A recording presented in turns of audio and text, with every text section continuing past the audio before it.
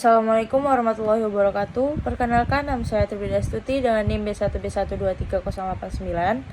Di sini saya akan membahas mengenai strategi pencegahan dan analisis dampak korupsi tilang oleh oknum polisi di Medan. Menurut Robert Klitgard, pengertian korupsi dilihat dari perspektif administrasi negara. Korupsi adalah suatu tingkah laku yang menyimpang dari tugas-tugas resmi jabatan di suatu negara. Tindakan tersebut termasuk hal yang memperoleh keuntungan, status, dan uang untuk diri pribadi dan melanggar aturan pelaksanaan yang ada.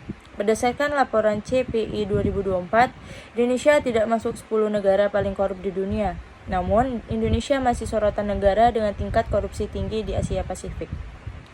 Indonesia memperoleh skor 37 pada CPI 2024. Dengan skor tersebut, Indonesia meraih peringkat 99 dari 180 negara dan wilayah.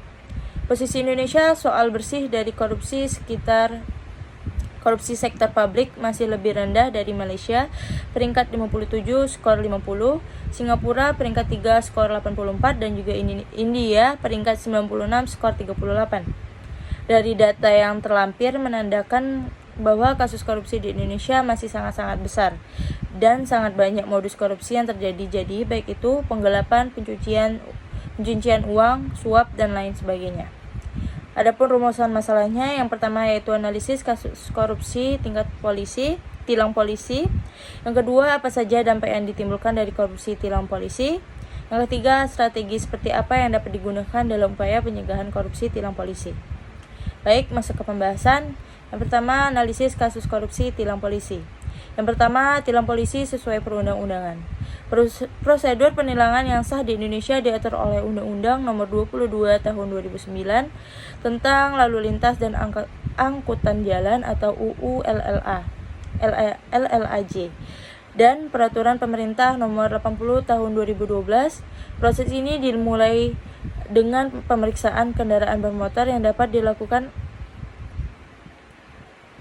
secara berkala, insidental, atau saat terjadi penangkapan pelanggaran lalu lintas. Polisi yang bertugas harus dilengkapi dengan surat perintah tugas dan juga berseragam lengkap. Saat melakukan pemeriksaan, petugas wajib menyapa dengan sopan dan juga menunjukkan identitasnya dengan jelas.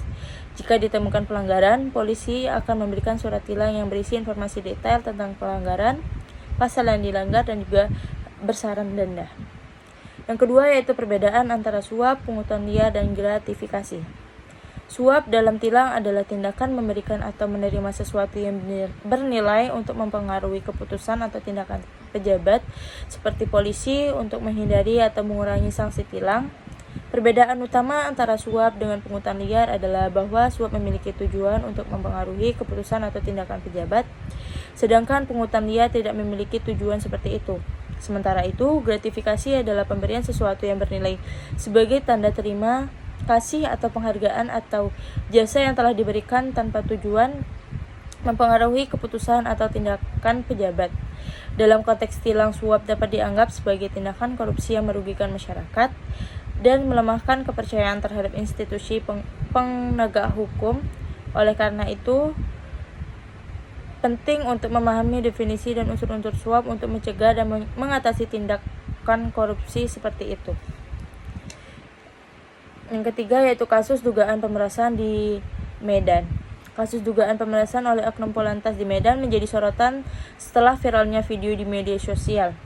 Dalam video tersebut, seorang polisi lalu lintas atau Polantas bernama Brib KPS yang bertugas di Polsek Medan Baru diduga meminta uang sebesar 200.000 kepada pengendara yang melanggar lalu lintas. Warga yang curiga dengan tindakan Brib KPS kemudian melaporkannya ke pihak berwajib.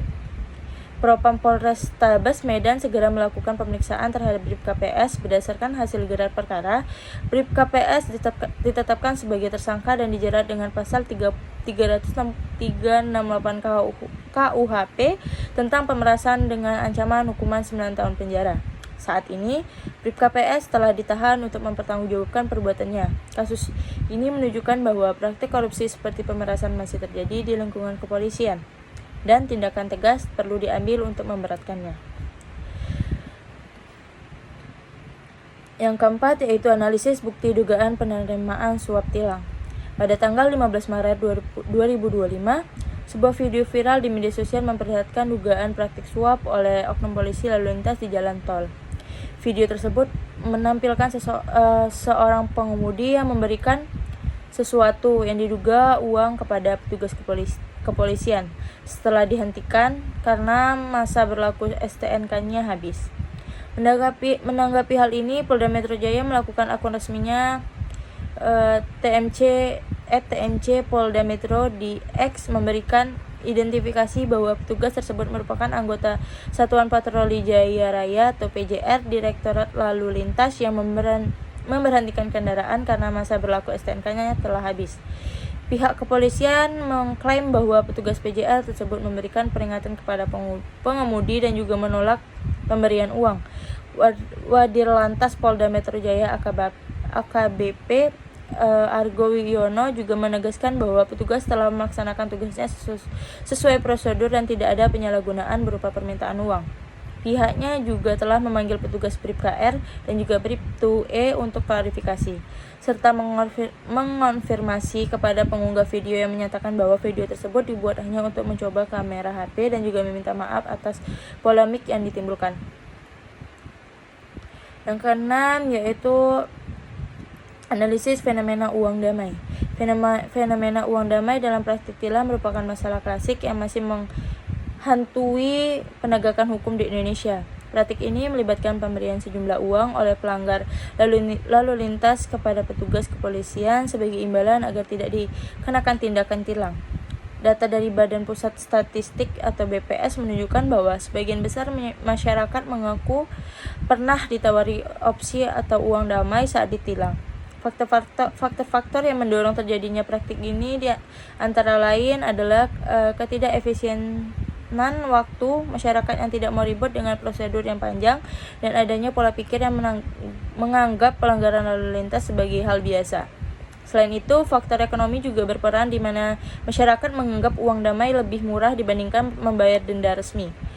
Dampak dari fenomena uang damai ini sangat merugikan. Selain melanggar hukum dan etika, praktik ini mengikis kepercayaan publik terhadap institusi kepolisian dan juga penegakan hukum. Masyarakat menjadi permisif terhadap korupsi dan juga menganggapnya sebagai bagian dari budaya.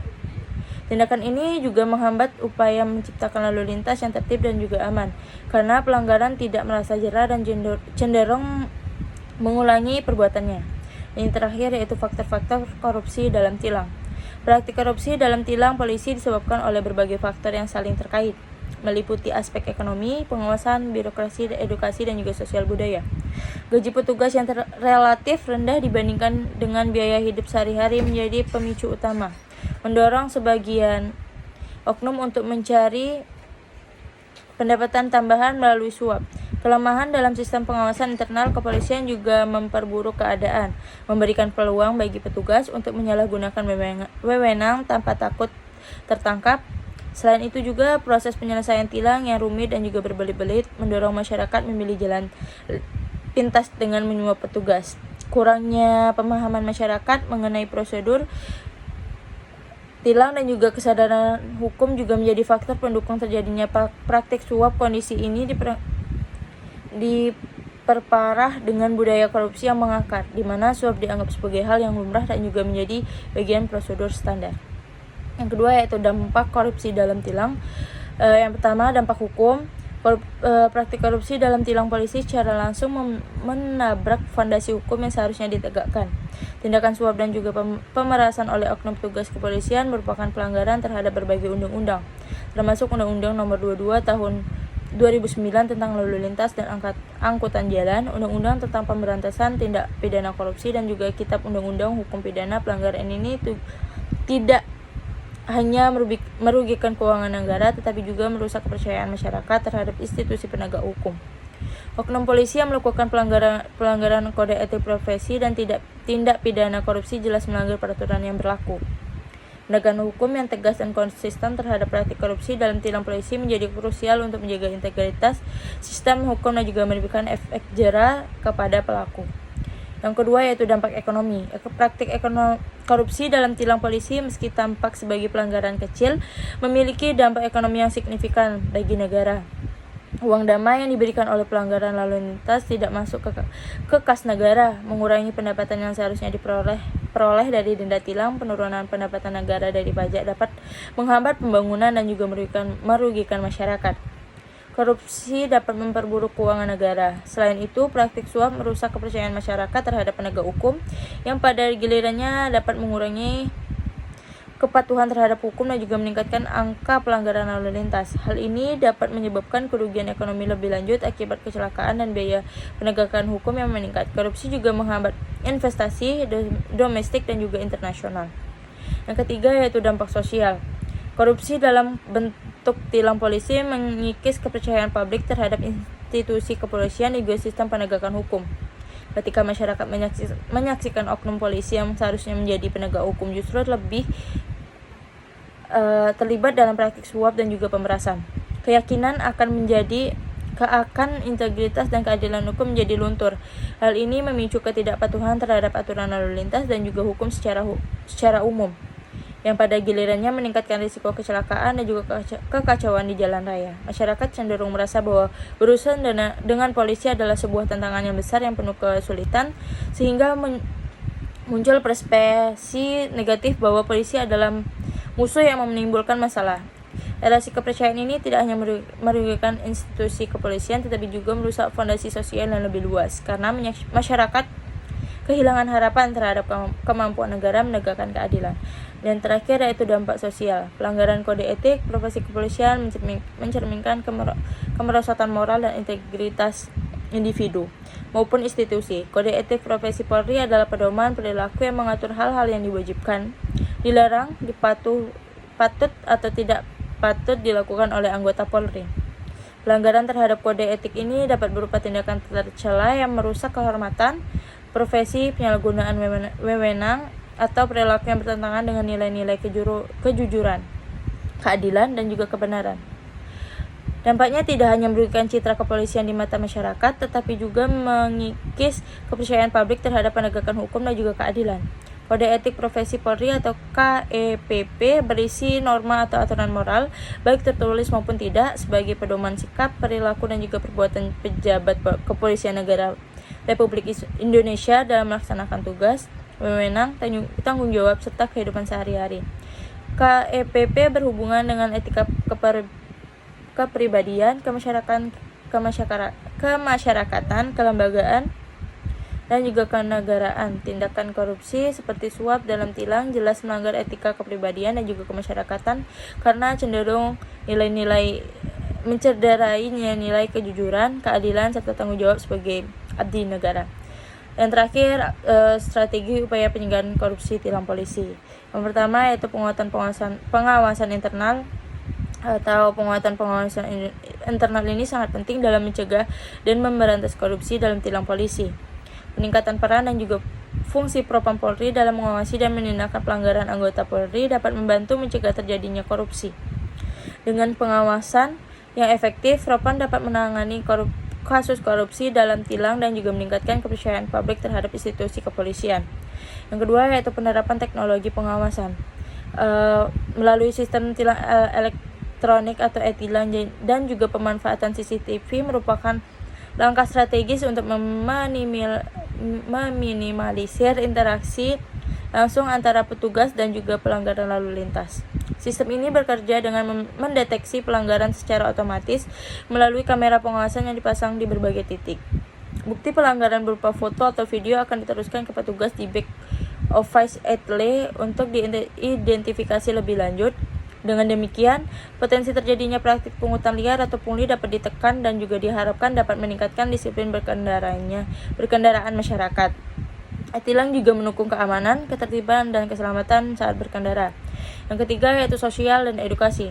Sosial dan edukasi menegakkan peranan krusial dalam membentuk masyarakat yang sadar hukum dan juga anti korupsi. Melalui penyuluhan yang efektif, masyarakat diberikan pemahaman yang komprehensif mengenai hak dan kewajiban mereka di hadapan hukum. Kesadaran ini menjadi benteng pertahanan yang kuat, menghindarkan warga dari tindakan pelanggaran hukum yang mungkin timbul akibat ketidaktahuan. Lebih dari itu, edukasi yang mendalam mengenai bahaya korupsi dan akan menumbuhkan budaya anti korupsi sejak dini, sehingga masyarakat tidak hanya memahami konsekuensi hukum, tetapi juga dampak sosial dan ekonomi yang merugikan akibat praktik korupsi. Baik, kesimpulan yang dapat diambil, korupsi dalam praktik tilang oleh oknum polisi masih menjadi masalah serius di Indonesia, ditandai dengan maraknya kasus suap, pemerasan, dan juga fenomena uang damai yang melibatkan masyarakat dan aparat penegak hukum. Praktik ini terjadi akibat berbagai faktor seperti rendahnya pengawasan internal, proses birokrasi yang rumit, gaji petugas yang tidak memadai, serta budaya permisif terhadap korupsi di masyarakat. Dampak korupsi tilang sangat luas, mulai dari kerugian ekonomi negara karena hilangnya potensi pendapatan dari denda resmi, penurunan kepercayaan publik terhadap institusi kepolisian, hingga kerusakan moral dan juga etika profesi. Upaya pencegahannya yang efektif harus dilakukan secara komprehensif, antara lain dengan memperkuat pengawasan internal melalui peran Propam Polri, menerapkan teknologi seperti sistem e-tilang dan CCTV untuk meminimalisir interaksi langsung antara petugas dan juga pelanggar, serta meningkatkan edukasi dan sosial hukum kepada masyarakat. Penegakan hukum yang tegas dan konsisten juga sangat dibutuhkan agar pelaku korupsi mendapatkan efek jera di kepercayaan masyarakat terhadap penegakan hukum dapat dipulihkan. Sekian dari saya. Apabila ada salah kata mohon maaf. Wabillahi taufiq wal hidayah. Wassalamualaikum warahmatullahi wabarakatuh.